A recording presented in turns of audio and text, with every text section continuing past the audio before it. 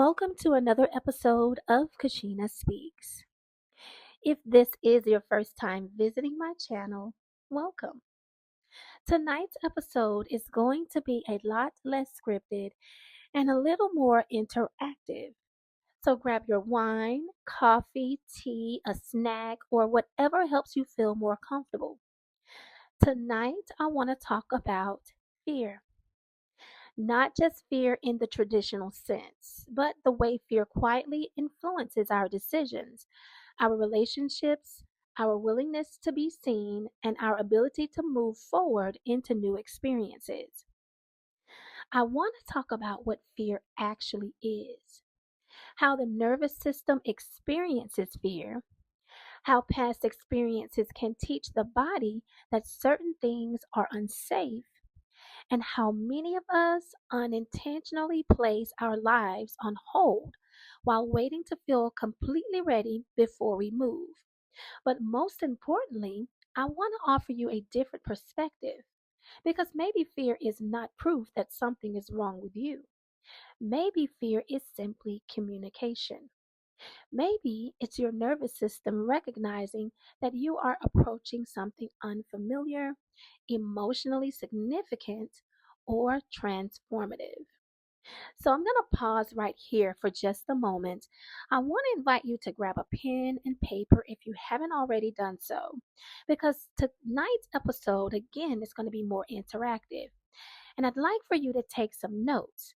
I'll be asking some questions along this presentation. So I'll pause right here just a moment to give you an opportunity to grab those things, and then we'll get started. Let's just get settled into the moment.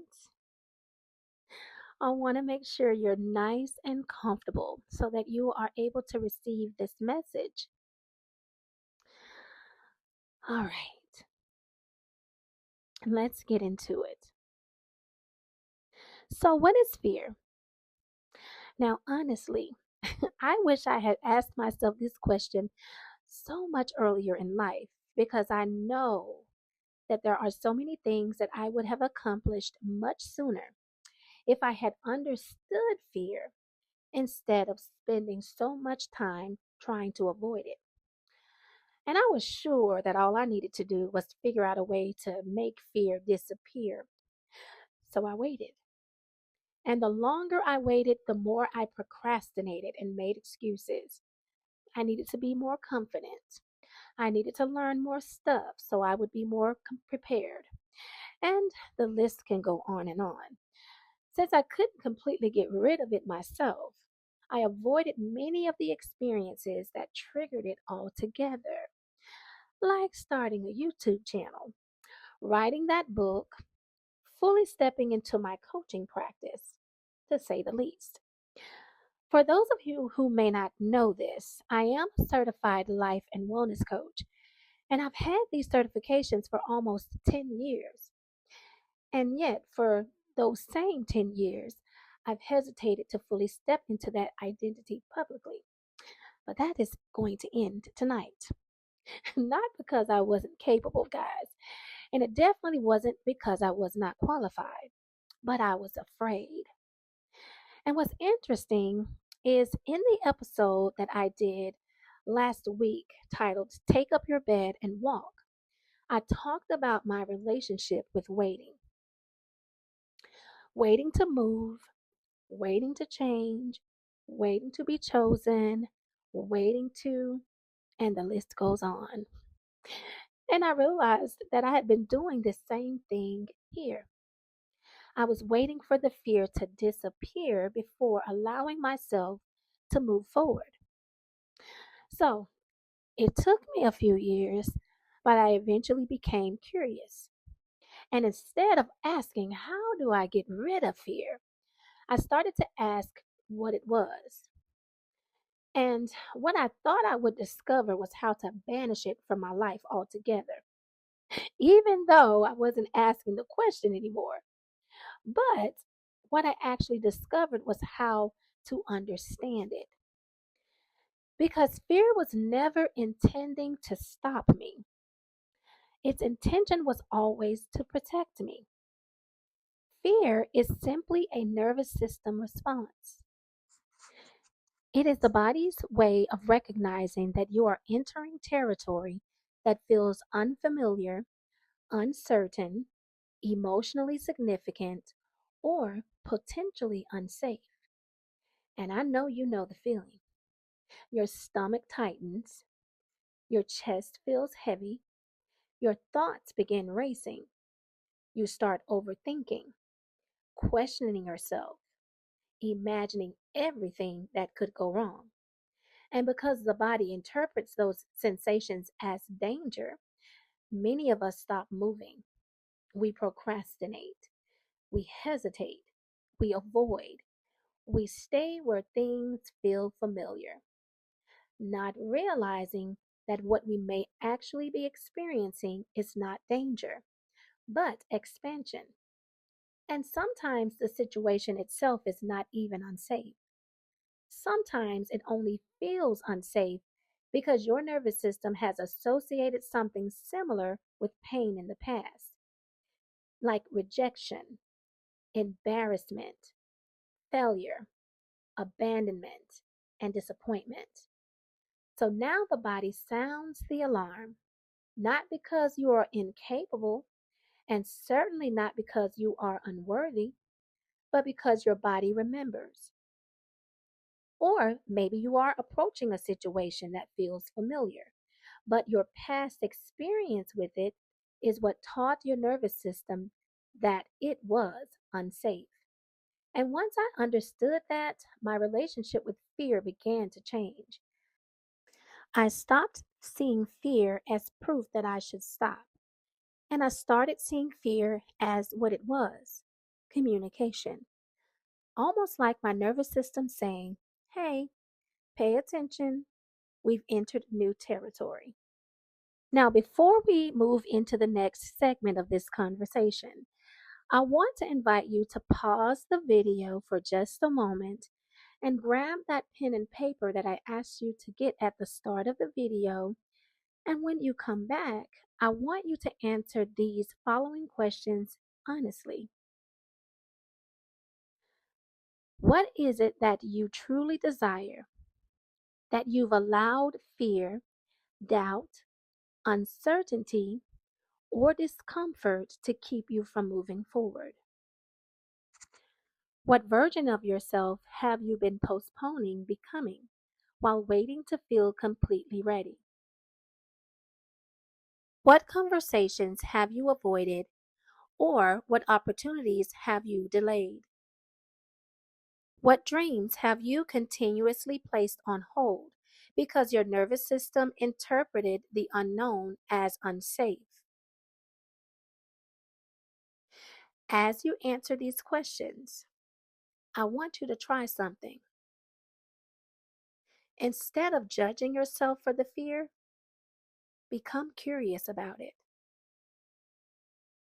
I want you to ask yourself, what exactly am I afraid of?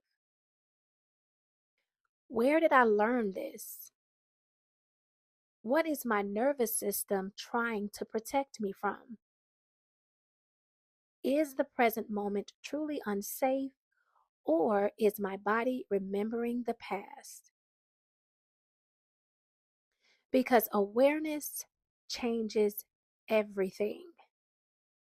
And the goal is not to become fearless. The goal is to learn how to remain present, compassionate, and connected to yourself while moving forward anyway. Now, as we move further into this conversation, I want to take a moment and have you to look back over the notes you've written. What patterns are you noticing? And what areas of your life immediately came to mind when we started this conversation about fear? Was it relationships, starting a business, speaking up for yourself, being vulnerable, being seen, trusting yourself, leaving something behind, beginning again? And as you reflect on those things, I want you to consider something. What if the version of you that desires those experiences is not wrong for wanting them? And what if the fear that arises around those experiences is not there to punish you, but to prepare you? One of the biggest misunderstandings we have about fear is that we assume courage means the absence of fear. But courage has never meant the absence of fear. Courage is choosing to remain present while fear is present. It is learning how to move gently instead of abandoning yourself every time discomfort arises. This is where I think many of us unintentionally become disconnected from ourselves. Because every time fear appears, we immediately go into resistance. We judge ourselves, we shame ourselves, we question our worthiness. We tell ourselves we should be further along. We compare ourselves to other people who seem more confident or more successful. But your nervous system simply needs safety, patience, repetition, and compassion while learning how to hold a new experience. Think about learning how to drive for the first time. At first, your body may have been tense. Your mind was hyper aware. Your hands are gripping the steering wheel, every moment requiring conscious effort. But eventually, through repetition, your nervous system learned this is safe. I know how to do this. I can handle this. And now many of us drive without even thinking about it. Not because driving stopped being serious, but because the body adapted. And life works the same way. The nervous system learns through experience, which means sometimes the only way to teach the body that something is safe is by safely experiencing it. Not all at once, not by trying to force yourself, not throwing yourself all in, but gradually, one small aligned step at a time. And honestly, I think this is where self trust is built. Not never feeling fear again, but showing yourself over and over again, I can feel fear and still remain connected to myself. I can feel uncertainty and still move gently forward. I can experience discomfort without abandoning my desires. So, now I want to ask you a few more questions before we close out this episode. What would your life look like if you stopped waiting to feel completely fearless before moving forward? What opportunities might become available to you if you stopped interpreting every uncomfortable feeling as a reason to stop? What part of your life has fear quietly been influencing the most? And what is one small action you can take this week that would allow your nervous system to safely experience expansion instead of avoidance? Not a huge leap, just one small step. And maybe that small step is making that phone call, posting that video, applying for the opportunity, setting the boundary, going to therapy or coaching, writing the first page, allowing yourself to rest, allowing yourself to be seen. Whatever it is, let that be enough. And if you'd like to go a little deeper after this episode, here's a small assignment for you. Over the next 7 days, I want you to pay attention to the moments when fear, hesitation, procrastination, avoidance, or self doubt shows up. And instead of immediately judging yourself or shutting down, I want you to pause and ask, What is my nervous system trying to protect me from right now? Then ask yourself, is this present moment actually safe? Or is my body remembering something from the past?